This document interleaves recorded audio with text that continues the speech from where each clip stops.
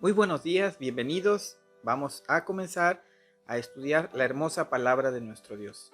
El tema de hoy es denominado El Señor es mi pastor y estará basado en el Salmo número 23. Te invito a orar. Señor y Dios, te damos gracias porque tú eres bueno, porque para siempre es tu misericordia y porque tu fidelidad es grande. En esta hermosa mañana nos acercamos al trono de tu gracia, suplicándote que perdones nuestros pecados y que al mismo tiempo recibas nuestra gratitud por tantas y tantas bendiciones recibidas. Por favor, Señor, te suplicamos que sigas atendiendo y que sigas siendo con aquellas personas que tienen necesidad, que están pasando por tribulación, y también que fortalezcas a aquellos que brindan servicios en los hospitales, ya sean doctores, enfermeras y personal de intendencia y todos aquellos que participan. Por favor, bendíceles a las trabajadoras sociales, a los camilleros, a los vigilantes, a todos, Señor, por favor, que tu bendición también les cubra. Y por favor, Señor, te suplicamos que sanes nuestra tierra. Bendícenos, guárdanos, porque nos atrevemos a acercarnos al trono de tu gracia a través del dulce y poderoso nombre de nuestro Señor y Salvador Jesucristo. Amén. Salmo 23. El Señor es mi pastor, nada me falta. En verdes pastos me hace descansar, junto a tranquilas aguas me conduce, me infunde nuevas fuerzas, me guía por sendas de justicia, por amor a su nombre. Aun si voy por valles tenebrosos, no temo peligro alguno, porque tú estás a mi lado. Tu vara de pastor me reconforta. Dispones ante mí un banquete en presencia de mis enemigos. Has ungido con perfume mi cabeza. Has llenado mi copa a rebosar. La bondad y el amor me seguirán todos los días de mi vida, y en la casa del Señor habitaré para siempre. Amén. Y vamos al punto número 1 que hemos denominado ¿qué es una oveja? Y este punto habla precisamente refiriendo al Salmo 23, ya que el Salmo menciona la figura de un pastor que entendemos claramente que se está refiriendo a nuestro amado Señor Jesucristo, pero ahora vamos a ver un poquito las características de una oveja. Y una oveja, a los que conocen al respecto, saben que son animalitos que no tienen una muy buena visión, que se pueden extraviar con facilidad y que se pueden atemorizar también con cierta facilidad. Así es que estas características de alguna manera pues también retratan al ser humano en general, me refiero, y que forzosamente necesitamos de una guía. Estamos estudiando Génesis en estos últimos domingos y hemos visto que la gran mentira del enemigo de Dios es tratar de extraviar deliberadamente al hombre de el contacto con Dios. Por eso es que estas características de las ovejas pues también se reflejan en nosotros. Ojo, el enemigo de Dios quiere que llevemos vidas independientes a la voluntad del Señor. Y eso, si el Señor no es nuestro pastor, entonces con facilidad nos vamos a extraviar, con facilidad nos vamos a atemorizar y vamos a hacer todo esto por tener una visión corta al respecto. Recordar que nosotros fuimos creados con un propósito y es el de glorificar a Dios y gozar de una relación perpetua con nuestro Creador y estar plenos y hallar la plenitud, por supuesto, que en Él. Entonces dice el Salmo que el Señor es mi pastor y nada me faltará. En lugares de delicados pastos me hará descansar. Junto a aguas de reposo me pastoreará. Y es claro que refiere a, esto está escrito en los Salmos, pero está apuntando claramente a el Señor Jesucristo. Solamente haré el siguiente comentario, que cuando mencionamos el Salmo 23, que es muy hermoso, creo yo que es de los más aprendidos incluso por todos los cristianos en el mundo, encontramos características siempre de consuelo y de paz.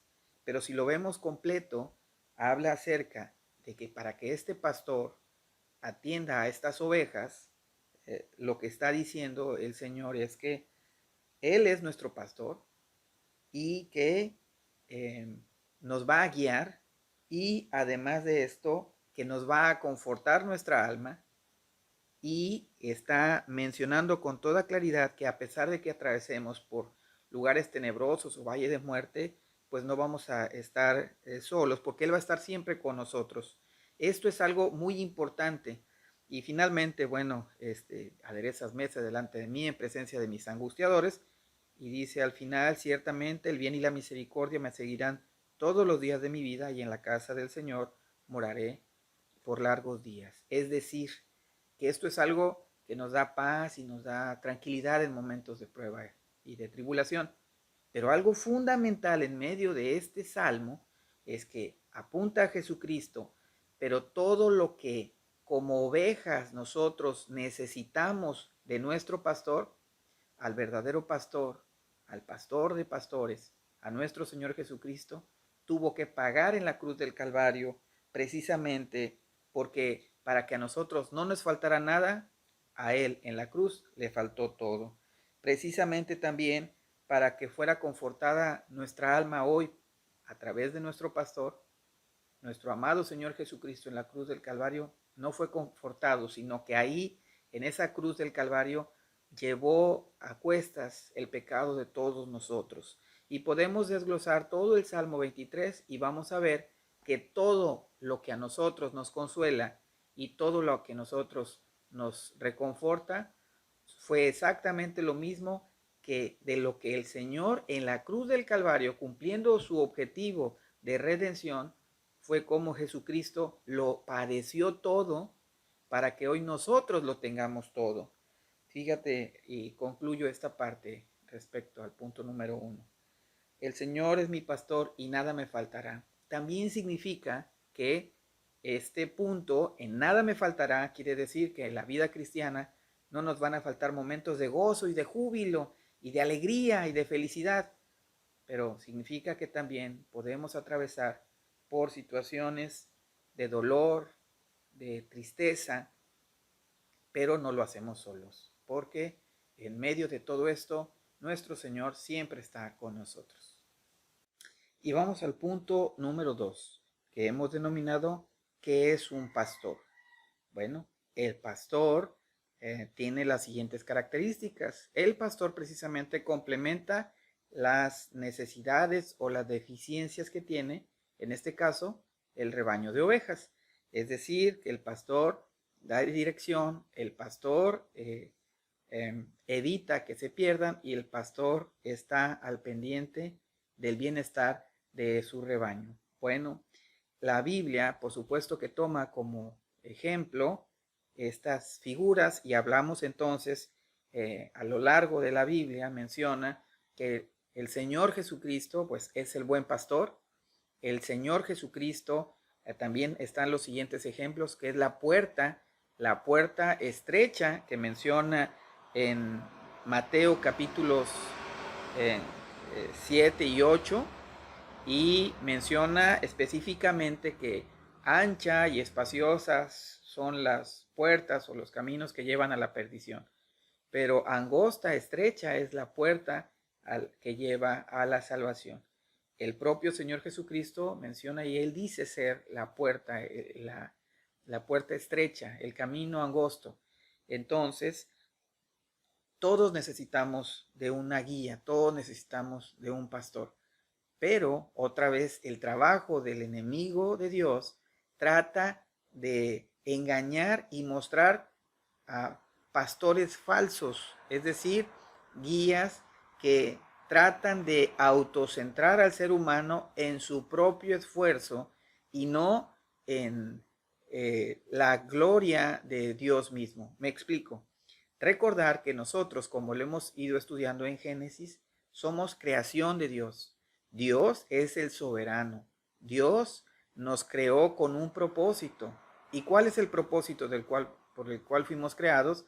Fue precisamente para glorificar a Dios y gozar de Él, de una relación con Él para siempre, en armonía y en paz con Él.